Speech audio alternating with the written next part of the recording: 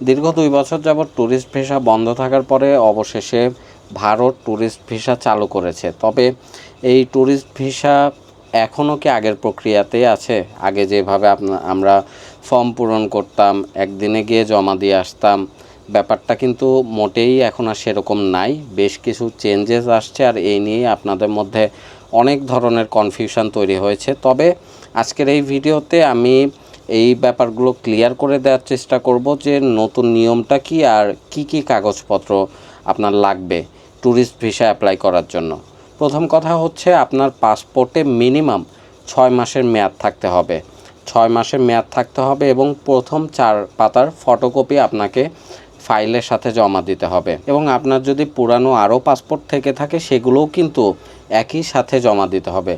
মনে রাখতে হবে, এবার কিন্তু নিয়মকানুন একটু কড়া করে দিছে। কাগজপত্র ফর্ম ফিল আপে যদি বিন্দুমাত্র কোনো ভুল করে থাকেন তাহলে আপনার ভিসা ফাইলটি কিন্তু রিজেক্ট করে দেওয়া হবে। সো অবশ্যই নিখুঁতভাবে সব কিছু পূরণ করার চেষ্টা করবেন। এরপরে আসি ছবির বিষয়। ছবির ব্যাপারটা আমরা অনেকেই আসলে তেমন একটা গুরুত্ব দেই না, কিন্তু আপনি সব কিছু ঠিকঠাক দিলেন, এই ছবির কারণে শুধুমাত্র আপনার ফাইলটি কিন্তু রিজেক্ট হতে পারে। আমরা সবাই জানি যে ভারতের ভিসা অ্যাপ্লাই করার জন্য 2x2 সাদা ব্যাকগ্রাউন্ডের একটা ছবি দিতে হয়।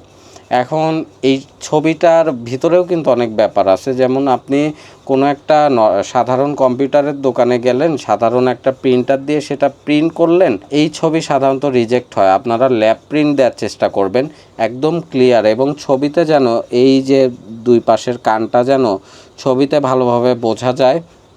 চোখে যদি চশমা থাকে সেক্ষেত্রে চেষ্টা করবেন চশমাটা খুলে নেওয়ার। আর মাথায়, যদি ছেলেদের ক্ষেত্রে বলছি, মাথায় অনেকে টুপি দেয়, টুপিটা একটু খুলে নেওয়ার চেষ্টা করবেন। তারপরে মানে মোট কথা আপনার মুখটা যেন ভালোভাবে অ্যাটলিস্ট ছবিতে বোঝা যায়, ছবিটা যেন ল্যাব প্রিন্ট হয়।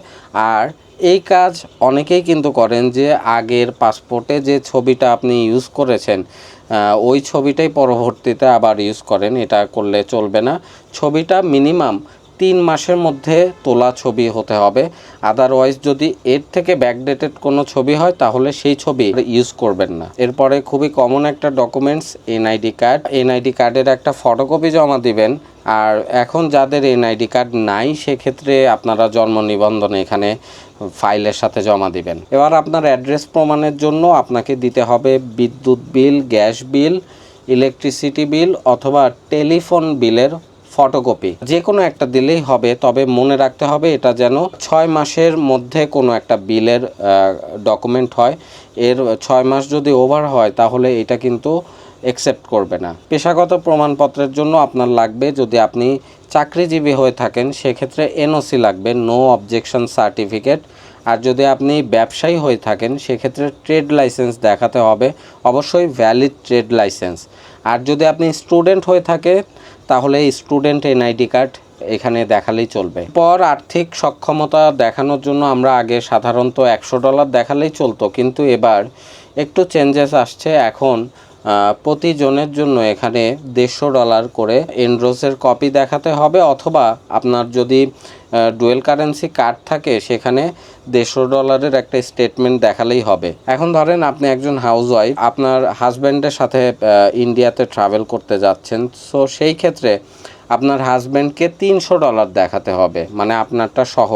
এই ক্ষেত্রে আপনার আলাদাভাবে না দেখালেও চলবে। এবার অ্যাপয়েন্টমেন্টের বিষয়ে আসি। অ্যাপয়েন্টমেন্ট দেখা যেত যে আগে আমরা নিজেরা একদিনেই পেয়ে যেতাম, কিন্তু এইটা এখন নিয়ে আসা হয়েছে স্লট সিস্টেমে। স্লট জিনিসটা কি, এটা অনেকে বোঝেন না। স্লট অ্যাকচুয়ালি, যেহেতু এখন দেখেন এত সময় পরে যখন ট্যুরিস্ট ভিসা চালু হচ্ছে, অনেক মানুষ কিন্তু এখানে হুমড়ি খেয়ে পড়বে।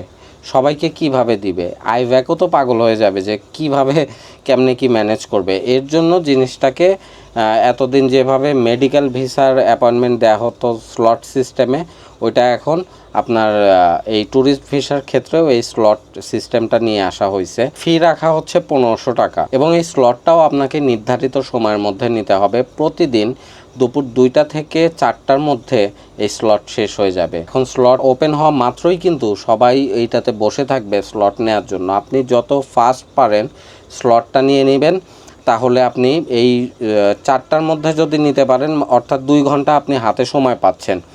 2 ঘন্টার আশায় থাকবেন না, দুপুর 2টা থেকে আপনি অ্যাক্টিভ থাকবেন, স্লট নেওয়ার ট্রাই করবেন। এর মধ্যে আপনার যদি স্লট নেওয়ার সুযোগটা পান তাহলে পরবর্তী দিনেই আপনি ফাইল জমা দিতে পারবেন। এখানে যদি আপনি 4:10ও বাজায় ফেলেন, মানে 4টা ঘড়িতে সময় 4:10, তাহলেও আপনি স্লট নিতে পারবেন না। 4টার মধ্যেই আপনাকে এটা কালেক্ট করতে হবে। এই স্লট সিস্টেম অনেকের কাছে এখন একটু জটিল মনে হতে পারে, কারণ যেহেতু এইটা একটা নির্ধারিত সময়ের মধ্যে, আবার স্লট নিতে পারবেন কি পারবেন না এই বিষয়ে দেখা যাবে যে একটু জটিলতা সৃষ্টি হবে। সেক্ষেত্রে অনেকের এজেন্সির সহযোগিতা ছাড়া স্লট নিতে পারবে না, এরকম একটা ব্যাপার স্যাপার চলে আসে। আর এখানেই মূলত এজেন্সি বিজনেসটা শুরু হয়। আর ইন্ডিয়ার ট্যুরিস্ট ভিসা রিলেটেড যদি আপনাদের আরও কোনো কোশ্চেন থাকে তাহলে সেটা ডেফিনেটলি কমেন্ট করে জানাতে পারেন। আর ওয়েবসাইটের লিঙ্ক আমি ভিডিও ডেসক্রিপশানে দিয়ে দিব, সেখান থেকে আপনারা এই স্লটের জন্য অ্যাপ্লাই করতে পারেন।